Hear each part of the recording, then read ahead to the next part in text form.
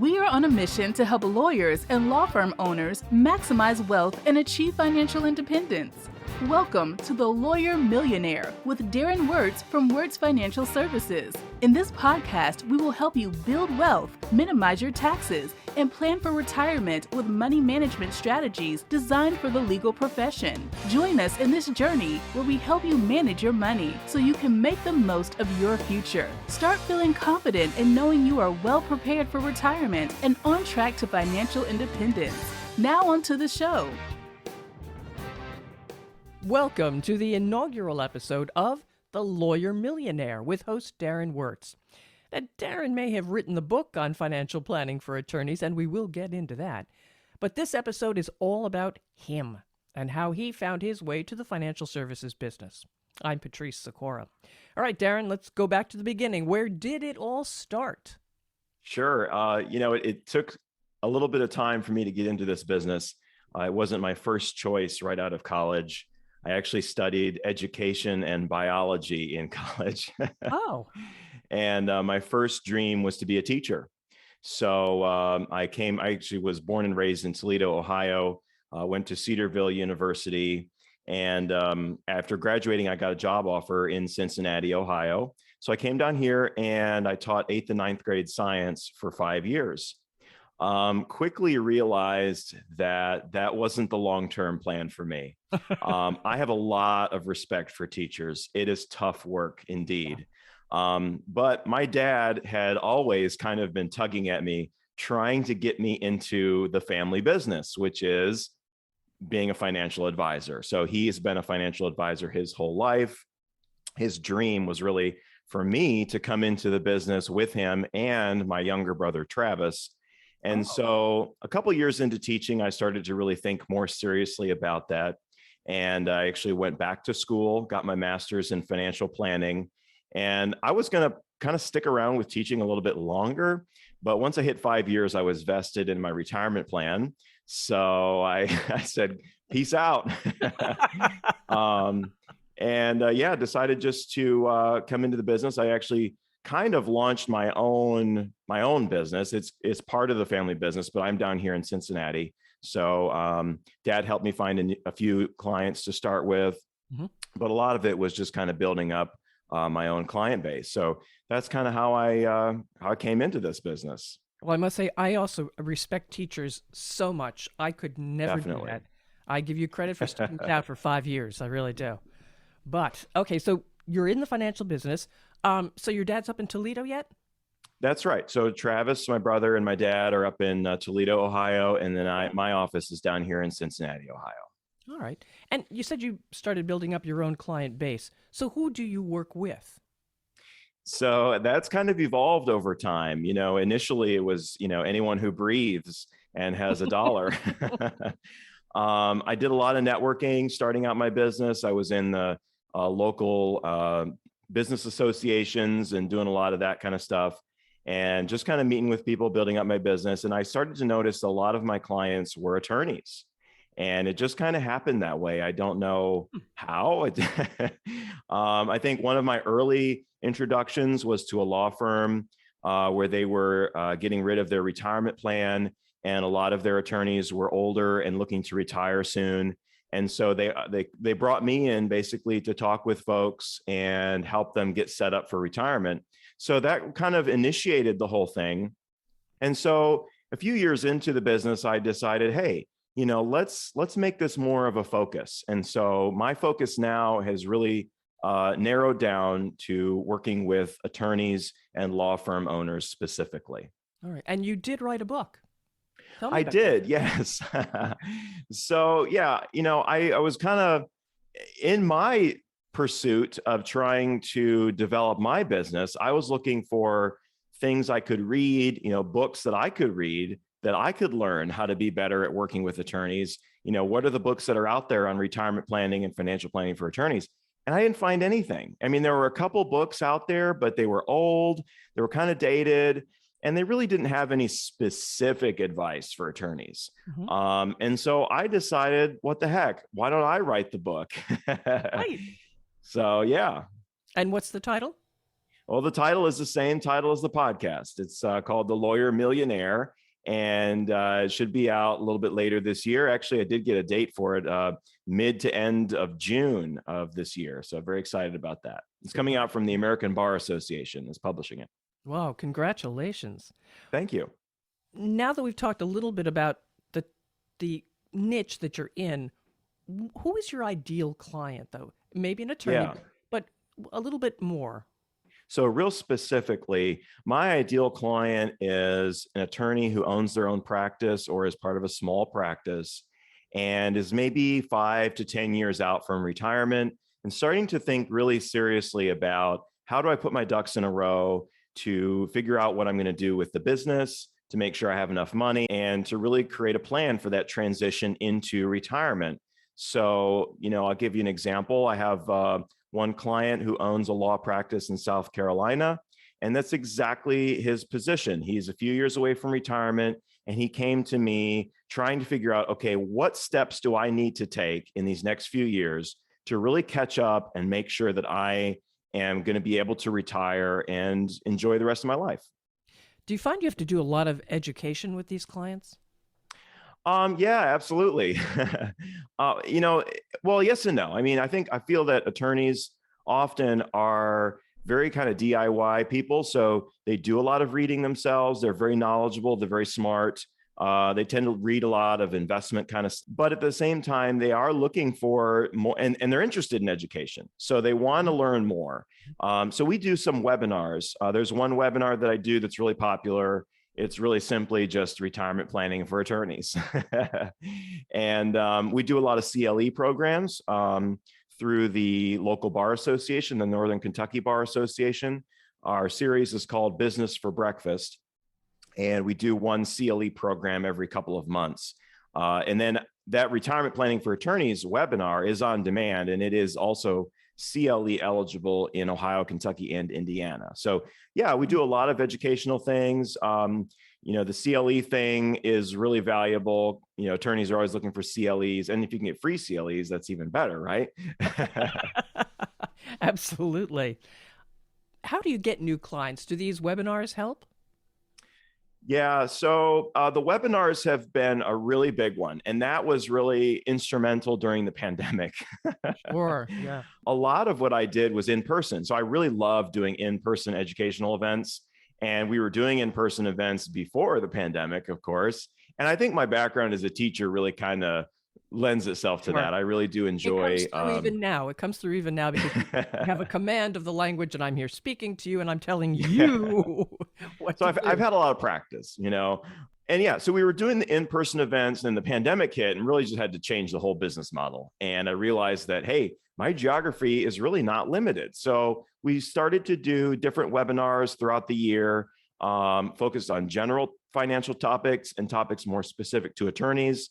Like we've got one on tax minimization strategies for attorneys. That's real specific.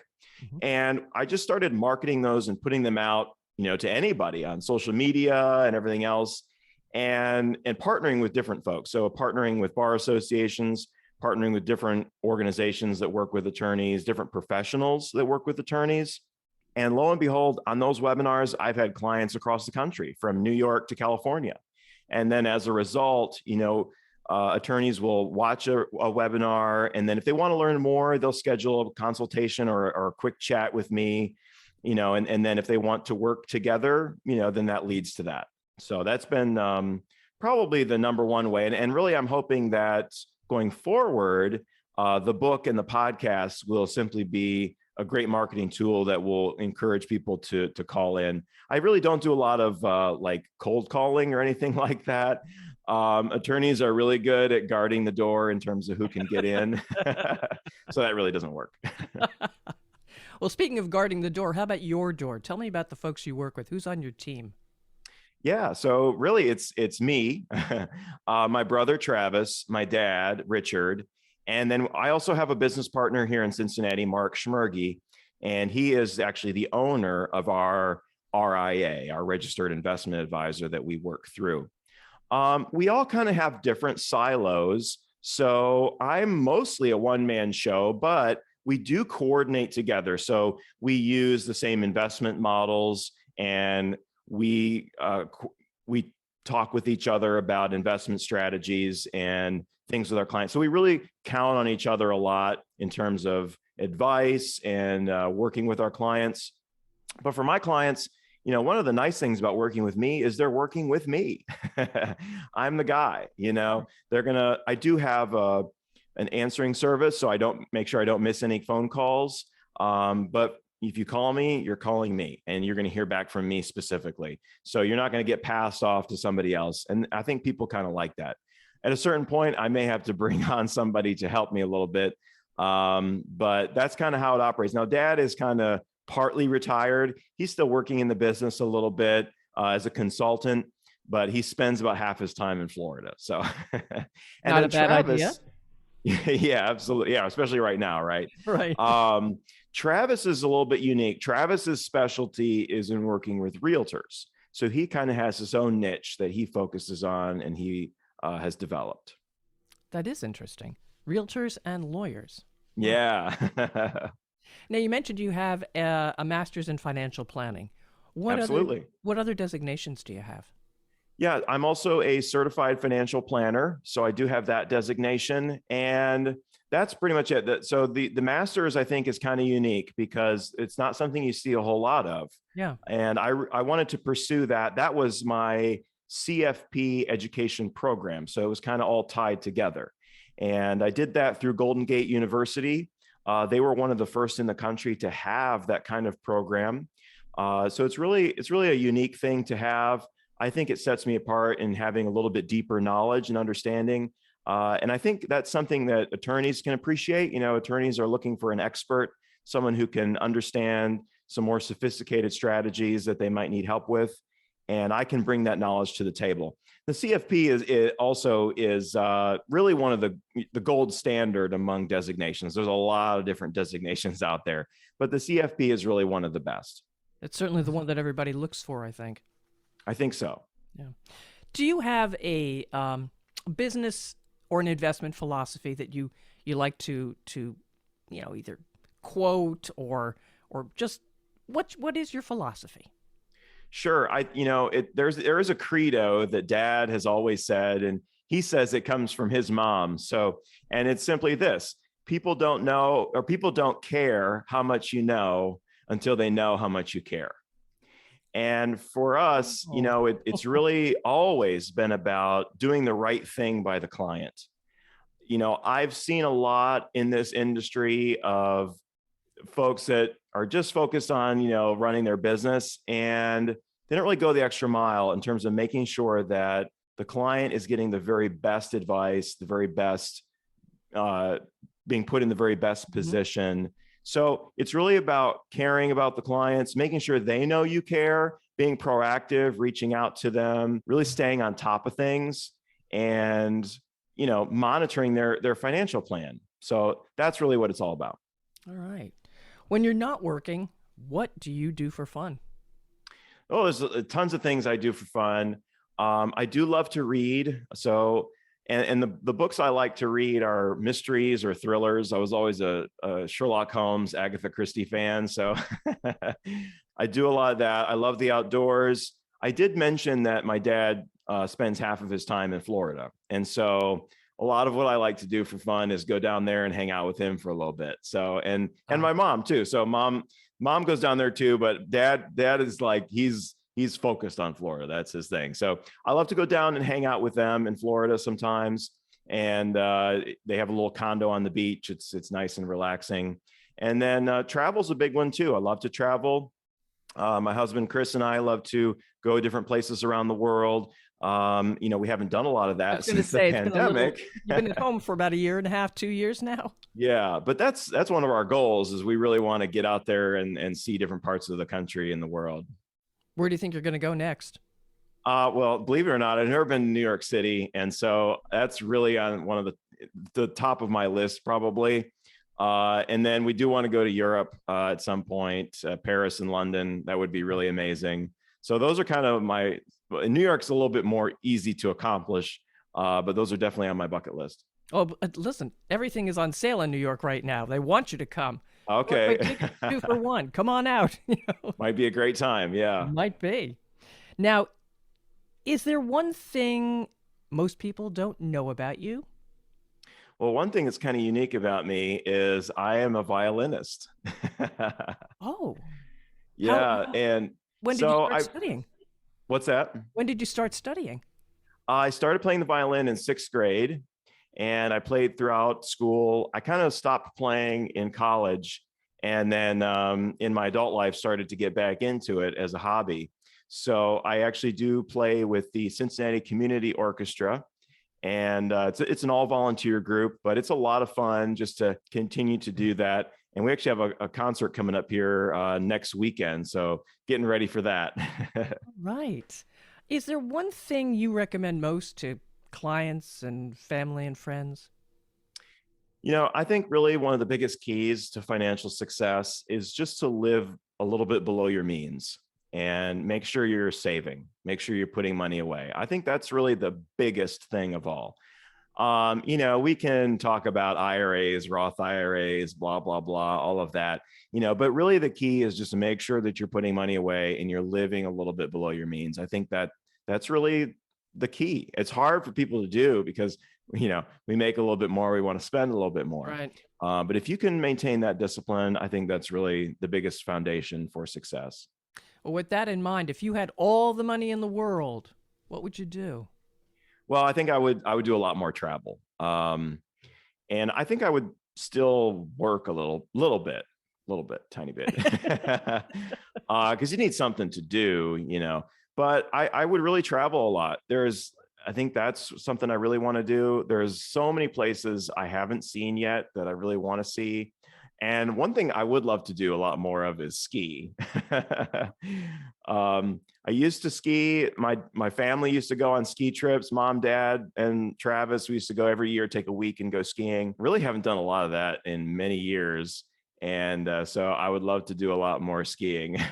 Downhill, cross country? Downhill. Yeah, definitely. I've actually never been out west to ski, believe it or not. And that's something I'd love to do, Colorado and all that. All right. What is your idea of success? My idea of success, we call it financial freedom. Or another way of looking at it is work optional. And, we talk a lot about retirement, and retirement's nice, but retirement kind of has some negative feelings about it. It's kind of like aging and, giving up work. And for a lot of my clients, their identity is really tied to what they do. They're attorneys, they're lawyers. That's who they are. They bleed law, Yeah. And so it can be very difficult to plan for, at a certain age, I'm just going to walk away from all of it. So we talk a lot more about putting you in a position where you can walk away, not necessarily that you are going to, but to have the freedom and flexibility to know that, hey, if I want to dial back a little bit, I can do that. If I want to get up and quit, I can do that. But that's going to be my decision to make when I want to make it.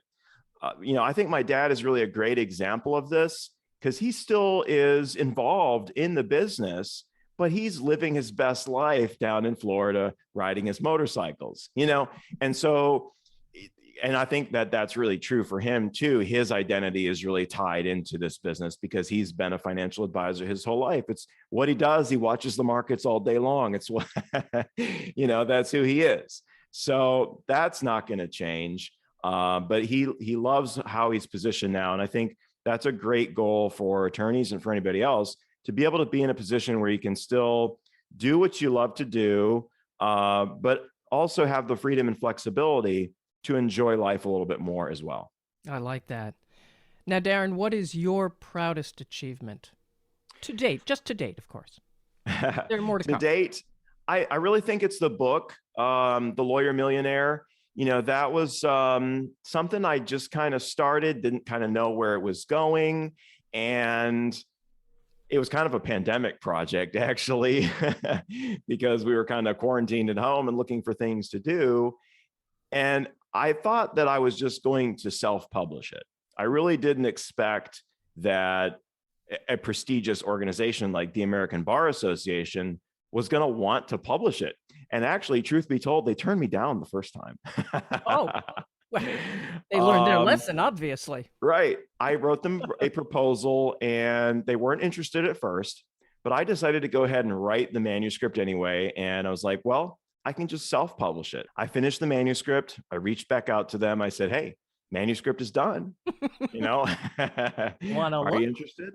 And they actually were. And so really, I was really kind of blown away by that. I think it's really a blessing. I'm really blessed to be in this position to be able to write a book like this and have them notice it and want to publish it. I'm really grateful to have achieved that, you know, and so that's something I'm probably the most proud of right now, and I will be even more proud once it's actually out and on bookshelves.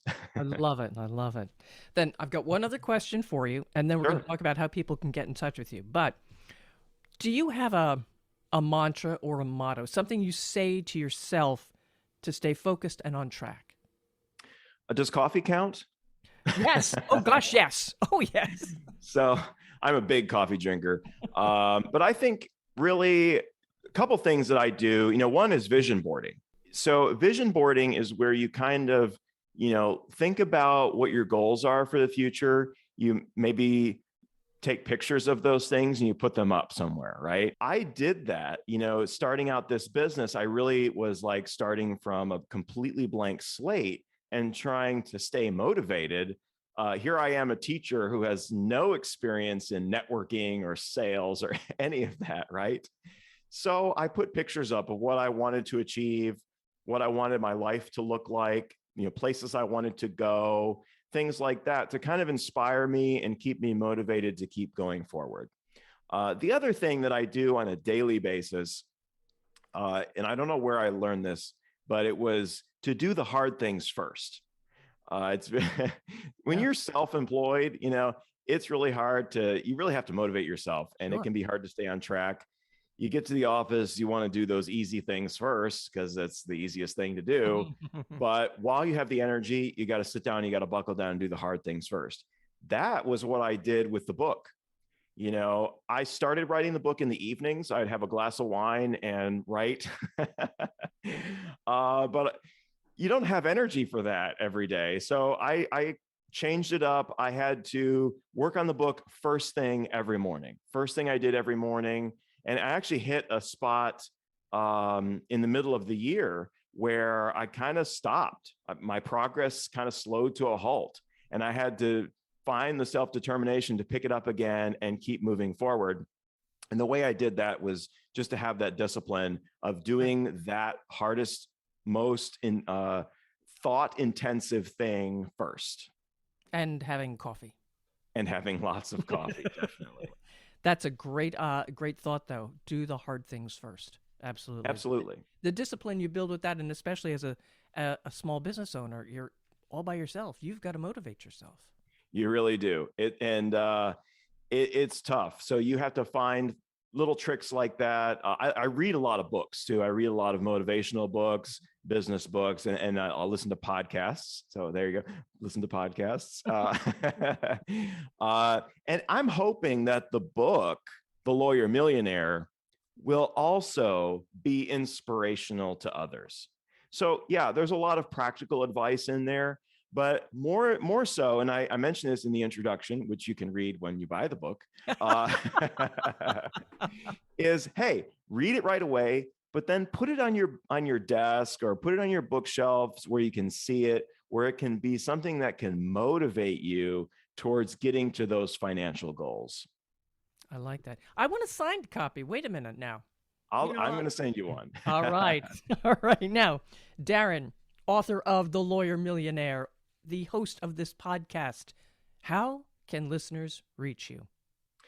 Well, one of the easiest ways to reach me is simply to call my office, 859-291-9879. If I don't answer the phone, my receptionist will. And if I'm not available, they will schedule a time for you to chat with me. Or you can simply go to our website, And on our website, you'll see a link to schedule a meeting. So it can be a simple, quick phone call, 15-minute call, or if you want to do something more in depth, you can schedule a little bit longer meeting. But yeah, the website, it's got all my contact information. And there's a link there that goes to my Calendly page. So you can see all my availability and you can schedule a meeting right there. Outstanding.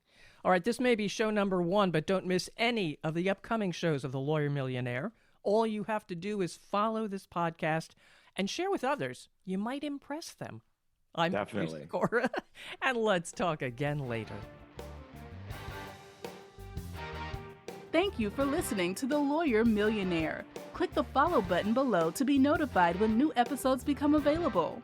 This content has been made available for informational and educational purposes only. This content is not intended to represent investing or tax advice. Always seek the advice of a qualified investment or tax advisor with any questions you may have regarding your own financial circumstances.